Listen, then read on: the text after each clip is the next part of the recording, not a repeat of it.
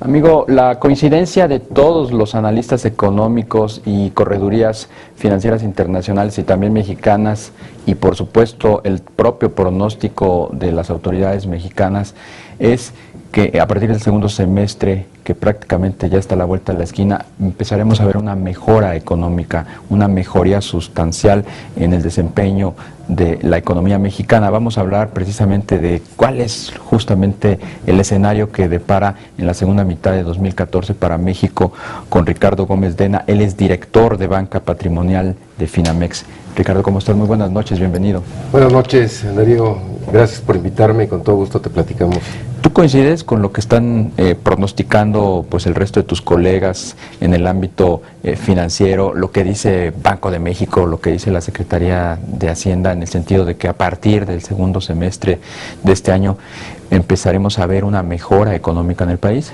Pues mira, déjame platicarte algo, Darío, con todo gusto. Yo creo que hay varias formas de ver el crecimiento en México. Generalmente los analistas tienen una visión muy macro, ¿no? Y cuando tú platicas con la gente de a pie, como cualquier ser humano común y corriente como tú y yo, que trabajamos y que pues, tenemos diario una actividad, vemos que está detenido el consumo, está detenida la economía. Entonces pareciera que el mundo nos está viendo con una óptica diferente de la que estamos viendo nosotros los mexicanos. Y eso lo acabamos de ver con las declaraciones de Christine Lagarde. Así es, o sea, exactamente, ese es el tema. Del Fondo Monetario Internacional dice que vamos a la luna prácticamente, y aquí, como tú bien dices, la gente de a pie no sabe si va a tener el empleo garantizado la próxima semana y si va a tener el sustento económico el otro día, ¿no? Entonces, para darte los argumentos que nosotros vemos en Finamex, déjame ponerlo, primero los factores negativos del país, los factores positivos, qué riesgos vemos para la economía el segundo semestre del año y cuáles son las oportunidades o los retos para aprovechar esas alternativas que podemos tener para los mexicanos. Entonces, primero, mira, en la parte negativa, y luego pasamos a la positiva. En la negativa vemos que hubo una reforma fiscal que nos afectó a todos los mexicanos. ¿Qué quiere decir esto? Nos subieron los impuestos. O sea, al subirnos los impuestos de un 30 a un 34%, mucha gente en México recibe menos dinero en su sueldo. Ese dinero te lo quitan vía nómina y está en el gobierno, ¿no? Entonces, eso hizo que el consumo no estuviera activo este primer semestre. Fue bastante duro. Ahí puede haber una controversia si nos guste o no la reforma fiscal. Creemos que el hecho de que el gobierno haya puesto esa reforma fiscal no fue popular, pero ahí está el dinero. Ahora la segunda parte es que lo gaste. Bueno. Luego, otros factores negativos que tenemos es no hay productividad en México. ¿Qué quiere decir? Con los mismos recursos, o sea, sí hay productividad, pero es muy baja, hacerlo más productivo al país. Con los mismos recursos, hacer más. Después, somos poco competitivos. ¿Qué quiere decir? No buscamos nuevos mercados, ¿no? Entonces, si lo vemos a nivel, la gente de a pie, nos sentimos deprimidos porque no hemos visto un país que tiene mucho potencial para crecer y no está creciendo. Tenemos temas de inseguridad, tenemos tema de corrupción, tenemos tema de que nos tardamos mucho en poner un negocio en México. En las encuestas somos de los países que estamos en el 50 lugar de 150, porque tenemos una burocracia, tenemos muchos candados para poder desarrollar más al país. Y eso es lo que el mexicano está enojado, ¿no? Esa parte del consumo se tendrá que reactivar la segunda parte del semestre, si se dan varias condiciones que ahorita platico, ¿no? Eso es la parte negativa que yo creo que todo mexicano que vivimos aquí lo ve. En la parte positiva, que así como la señora esta del Fondo Monetario Internacional y en general el resto del mundo ve, hay unas cosas muy interesantes por analizar. Por ejemplo, somos la 14ª economía más grande del mundo. Muy poca gente se da cuenta de eso. Ha habido 3 reformas en 20 años que cambiaron el rumbo del país, Darío. La primera es el Tratado de Libre Comercio. La segunda es la independencia del Banco de México y la tercera es el cambio en el sistema de reformas de las AFORES, el régimen de pensiones en México. Estas 3 dieron totalmente la vuelta al mundo. Yo quisiera saber cuántos mexicanos saben que somos la 14ª economía más grande del mundo. Muy pocos. Muy pocos. Sin embargo, lo estamos viendo, como tú bien dices, en el extranjero.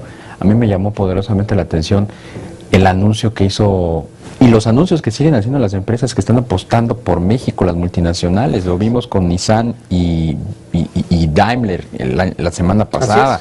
Lo vamos a ver en cosas días con BMW, que también viene una inversión fuerte. O sea, ¿Qué ven ellos que nosotros no vemos? Pues ven eso, somos la 14ª economía, tenemos esos cambios en 20 años, tenemos prácticamente 190,000 millones en reservas internacionales. Esto quiere decir que si los extranjeros dejan de invertir en México en inversión en cartera y se quieren ir, los recursos que hay, tenemos dinero suficiente para que se puedan ir. Tenemos un déficit comercial bajo. Pero a ver, ¿por qué, Ricardo, por qué todos esos beneficios y todas esas ventajas competitivas o comparativas que tenemos no se traducen en el bolsillo del mexicano y no en el beneficio de las transnacionales que llegan, invierten y explotan este mercado? Pues mira, yo te diría que el beneficio de las transnacionales sí tiene una ventaja aquí en México. Yo te diría, primero hay que ver los dos escenarios, ¿no? Una es como nosotros mexicanos y la otra es de los extranjeros que nos ven. Ahora, el mexicano, estamos enojados por varias razones. Una de ellas es, queremos más seguridad y queremos muchas otras cosas, porque estamos pagando muchos impuestos o la norma internacional de impuestos y queremos a cambio algo similar. Ahora, que venga una transnacional y ponga una fábrica, que ponga una empresa y que dé fuentes de trabajo, eso se traduce en mayor crecimiento económico del país. Y eso está bien, porque ese dinero que viene es productivo. Estamos entre los top 10 países que tuvimos inversión extranjera directa el año pasado. Quitando la operación de Modelo, que fueron 13,000 millones de dólares, de todos modos tenemos un promedio en los últimos 10 años de 20 a 22,000 millones de dólares de inversión directa productiva, ¿no? Entonces México está en ese proceso donde podemos hacer algunos ajustes estructurales con las reformas que nos pueden pasar a una economía como el 8º o 9º lugar del mundo. ¿Cuáles serían esos ajustes y qué reformas? ¿Te refieres específicamente a la energética y a la de telecomunicaciones? Porque está la educativa, está la financiera, está la fiscal. Yo creo que todas están muy bien planteadas con muy buena intención y el problema, el reto es poderlas bajar adecuadamente para que se pueda hacer de México otro país. Pero la energética está prevista que dé 1% del PIB para el próximo año, 2015 o 2016. Entonces la suma de todas nos va a dar, el crecimiento normal, natural de un país como México es del 2%, más o menos. Todas las reformas juntas nos deben dar otro 2%. Entonces debes tener un país emergente como México, 14ª economía del mundo, creciendo al 4%. Eso es lo que debe de hacer las reformas. Ahora, ¿cuáles son los riesgos que vemos a nivel macro del país? El primero es la reducción de los estímulos de parte de la Reserva Federal, que es el Banco Central de Estados Unidos. Ese dinero que nos salpica a todos los países emergentes se acaba en octubre. Entonces puede ser que haya menos dinero que nos ayuda a financiar nuestro déficit comercial. El segundo es que China pueda desacelerarse, más importante de lo que ha venido desacelerándose. Esto quiere decir que es un mercado que nos pueda comprar menos materia prima, pudiera tener un aterrizaje forzoso. Ya vimos que China se ha mantenido, pero son dos riesgos muy importantes. El tercer riesgo es que Europa pueda caer no crezca y lejos de eso empieza a decrecer. Ya el presidente del Banco Central Europeo hace 2 semanas hizo reformas a la política monetaria para estimular la economía. Pero es un riesgo porque toda Europa representa alrededor del 22% del PIB mundial. Estados Unidos el 23% del PIB mundial. Entonces, entre Estados Unidos y Europa necesitamos que crezcan para que nos jalen, ¿no? Ahora, ¿cómo podemos aprovechar, Darío, eso en nuestras propias inversiones? Creemos que, digamos, los mercados accionarios aquí en México están rezagados, están esperando esos cambios, están esperando esa implementación de toda esta reforma. Y la bolsa prácticamente está en el mismo nivel que empezó el año, y de hecho el año pasado tuvo 2.24 negativo. Esperamos desde Finamex Casa de Bolsa que podamos llegar a cerrar alrededor de 46,000 puntos. 46,000 contra 42,800 puntos que está hoy, es alrededor de un 7% en 6 meses. Si lo anualizamos es 14%. El mexicano tiene que darle la vuelta al tema del riesgo de las inversiones. El riesgo es no estar, Darío. La gente lo confunde en este sentido. Si tú diversificas tu patrimonio, si tengo un solo activo financiero, todo mi riesgo está en un solo activo financiero, puede ser oro, dólares. Si compro 2, estoy bajando la probabilidad de riesgo de mis inversiones. Si compro 3, lo voy bajando más. Actualmente, si yo invierto en la Bolsa de México, tengo 35 empresas en el índice de precios y cotizaciones que me hace disminuir o acotar mis riesgos financieros. Entonces, vemos oportunidad en México, en los mercados financieros, vemos oportunidad en todas las empresas que se van a ver beneficiadas con las reformas. Y lo que creo que nos debemos de centrar mucho es que el mexicano ya estamos cansados de que nos roben, en general, ¿no?